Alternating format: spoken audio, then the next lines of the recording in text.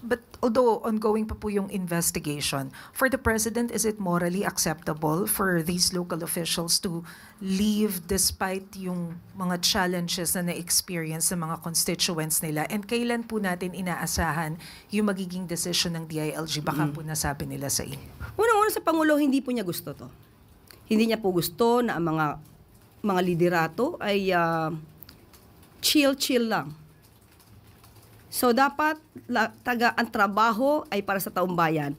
Kasi ang taong bayan umaasa po sa gobyerno, lalo na sa mga gintong klaseng sitwasyon at kondisyon.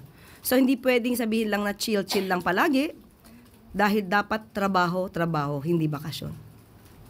Although hindi ko sinasabi nagbabakasyon sila. Still, sasabi ko lang natin, iwasan natin na umalis ng bansa, tumugon sa kalagayan ng ating mga kababayan, lalo na kapag mayroong sakuna or dilubyong ganito.